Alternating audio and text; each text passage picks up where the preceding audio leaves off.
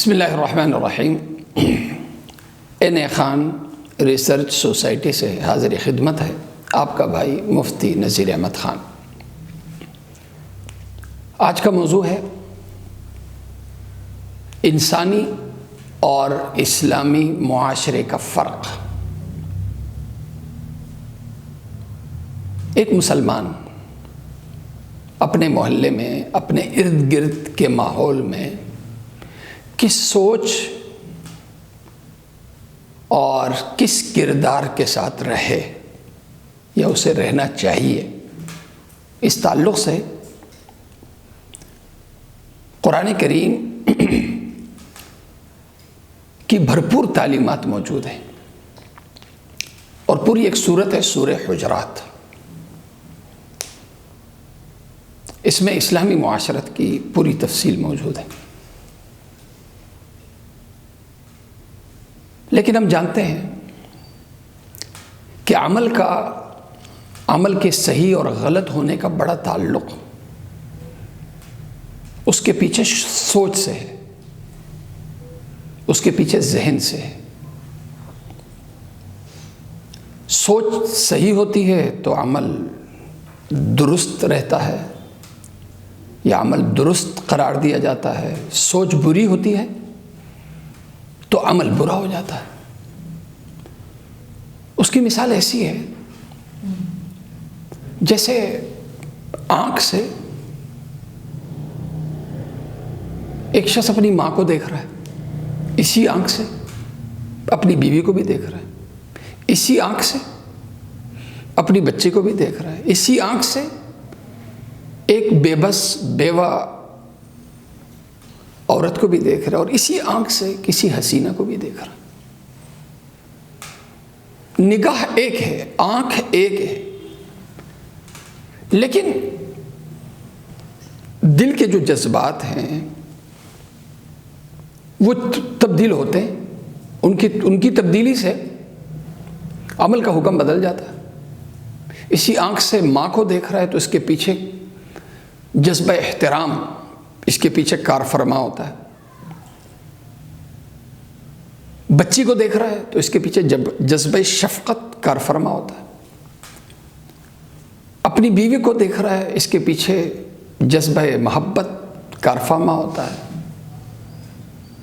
ایک بیوہ خاتون کو دیکھ رہا ہے، اس کے پیچھے ایک جذبہ ہمدردی کار فرما ہوتا ہے۔ اور چونکہ جذبات نیک ہے اس لیے یہ نگاہ عبادت ہے، عبادت قرار دی گئی ہے۔ اس نگاہ کو دین عبادت قرار دیتا ہے۔ لیکن ایک غیر عورت کو، ایک حسینہ کو ایک غیر مرد دیکھ رہا ہے، نگاہ وہی ہے لیکن پیچھے نفسانی خواہش، گندی ذہنیت کار فرما ہے، اس لیے اسے گناہ قرار دیا گیا ہے۔ اور قرآن کریم میں اللہ تعالیٰ کا ارشاد ہے، احادیث مبارکہ میں بھی قرآن قل للمؤمنین یغضوا من ابصارہم، کہہ دو ایمان والوں سے کہ اپنی نگاہیں نیچے رکھیں۔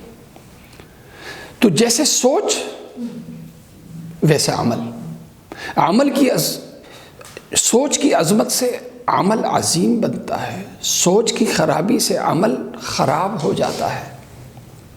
علماء کرام نے ایک عجیب مسئلہ لکھا ہے کہ ایک شخص دور سے ایک عورت ہے، وہ دور سے آ رہی ہے، یہ اندر خواہش کی نظر سے یہ اسے دیکھ رہے کہ ایک غیر عورت ہے، کتنی حسین ہے، کتنی خوبصورت ہے، دیکھ رہے۔ وہ قریب آتی ہے وہ عورت تو پتہ چلتا ہے کہ وہ اس کی بہن ہے یا بیوی ہے یا ماں ہے۔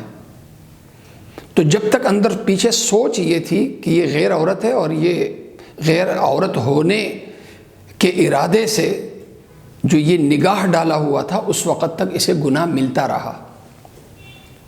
اور ایک شخص ہے وہ بھی ایک عورت کو دیکھ رہا ہے، یہ سوچ کے کہ میری بیوی آ رہی ہے یا بیٹی آ رہی ہے یا بہن آ رہی ہے یا والدہ آ رہی ہے، اور اسی نظر سے گھور گھور کے دیکھ رہا ہے۔ قریب میں وہ آتی ہے، جب وہ قریب آتی ہے تو یہ دیکھتا ہے کہ یہ اس کی بہن نہیں بلکہ غیر لڑکی ہے یا غیر عورت ہے، یہ فوراً نگاہ پھیر دیتا ہے۔ اس کا یہ دیکھنا گناہ نہیں ہے، کیوں؟ اس لیے کہ دیکھ اگرچہ رہا ہے لیکن نیت اور ارادہ غلط نہیں تھا. اس لیے اللہ کے نبی صلی اللہ علیہ وسلم کی حدیث ہے انما الاعمال بالنیات، اعمال کا دار و مدار نیت پر ہے، جیسی نیت ویسا عمل.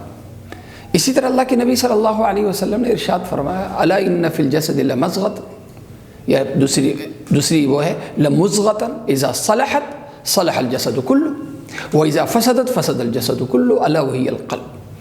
انسانی جسم کے اندر گوشت کا ایک ٹکڑا ہے، جب وہ ٹھیک ہوتا ہے تو سارے اعضاء اور سارے اعمال اعضاء سے ٹھیک نکلتے ہیں، اور جب وہ ٹکڑا خراب ہو جاتا ہے تو انسانی جسم سے نکلنے والے اعمال بھی خراب ہو جاتے ہیں یا خراب نکلتے ہیں. وہ ٹکڑا کیا ہے؟ وہ دل ہے. لہذا جو پیچھے سوچ ہے، دین نے اسلامی معاشرت میں بنیادی اہمیت سوچ کو دی ہے کہ یہ سوچ عظیم ہونی چاہیے. اور وہ سوچ عظیم سوچ کیا ہے کہ میں جیسے گھر میں رہتا ہوں تو گھر کے ماحول میں مجھے اپنائیت ملتی ہے. میں جب گھر سے باہر نکلتا ہوں، محلے میں آتا ہوں، دوسرے لوگوں میں آتا ہوں تو مجھے وہ اپنائیت نہیں ملتی. کیوں نہیں ملتی؟ اس لیے کہ میری سوچ یہ ہے کہ ان لوگوں سے میرا تعلق انسانیت کا ہے، ملک کا ہے، وغیرہ وغیرہ. یہ تعلقات میرے ہیں، میرا ان سے رشتہ نہیں ہے. تو گھر میں اپنائیت اس لیے ملی کہ وہاں جو سوچ ہے وہ سوچ رشتے کا ہے، اور گھر کے باہر اپنائیت اس لیے ہمیں گھر جیسی نہیں مل رہی، اس لیے کہ سوچ رشتہ داری کا یا قرابت کا نہیں بلکہ انسانیت کا ہے. اسلام نے ہمیں بنیادی تصور دیا دنیا کو مخاطب کر کے. اسلام نے سب کو مخاطب کر کے قرآن کہتا ہے یا ایھا الناس، اے دنیا کے تمام انسانوں، انا خلقناکم من ذکر وانثی وجعلناکم شعوبا وقبائل لتعارفوا. ہم نے تمام انسانوں کو، کالا ہو گورا ہو کوئی بھی زبان بولتا ہو، ہم نے سب کے سب کو ایک انسان سے پیدا کیا، اور ایک جسم سے عورت کو بھی بنایا اور مرد کو بھی بنایا. ہم نے یہ رنگ مختلف پیدا کیے ہیں، زبانیں مختلف پیدا کیے ہیں، قبیلے مختلف پیدا کیے، اس لیے نہیں کہ ایک دوسرے پہ تم فخر کرو یا تم انتشار کا شکار ہو جاؤ، بلکہ لتعارفوا، یہ برائے تعارف ہے، پہچان کے لیے. خدا کی نظر میں سب سے عظیم کون ہے؟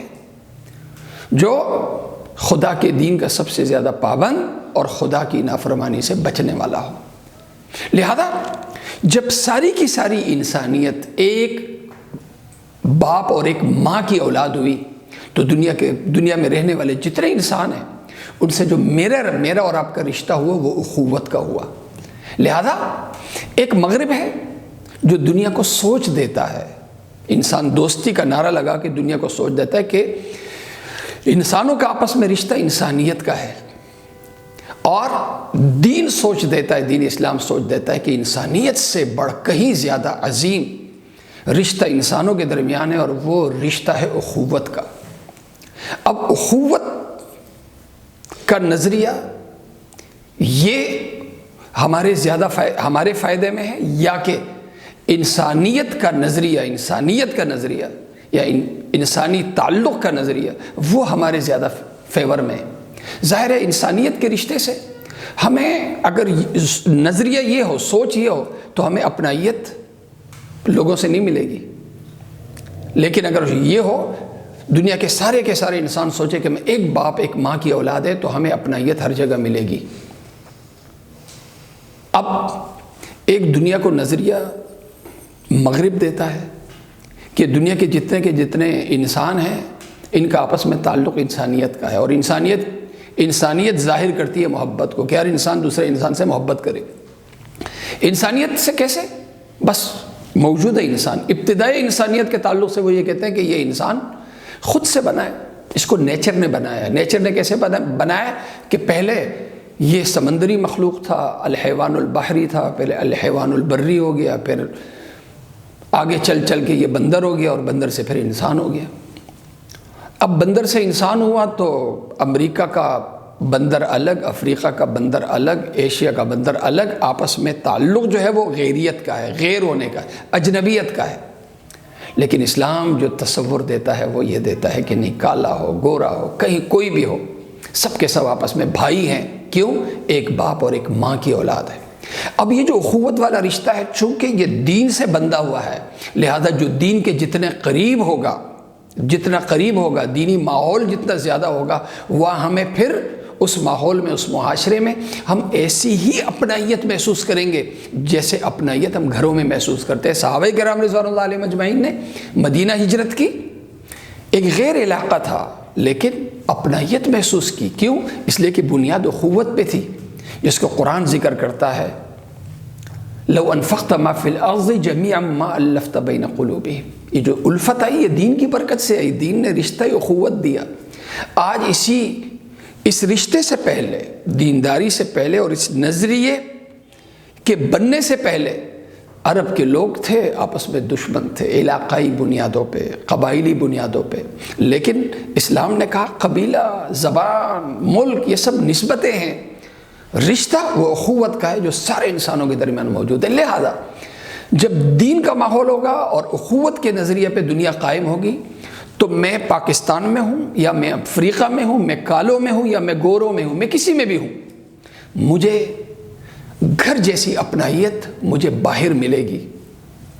یہ جو اپنائیت یہ دین کی برکت سے تو مجھے مل سکتی ہے، یہ مغربی نعروں سے اور اس نعرے سے کہ ہیومینٹی از مائی ریلیجن، یہ صرف نعروں سے نہیں مل سکتی۔ آج مغرب میں انداز دیکھ لیں، کیا انہیں اپنائیت مل سکی نعروں کی وجہ سے، فلموں اور ڈراموں کے بنانے کی وجہ سے؟ نہیں۔ انسان کی سب سے بڑی ضرورت دین ہے، خاص طور سے انسانی معاشرت۔ دین کے بغیر انسانی معاشرت کو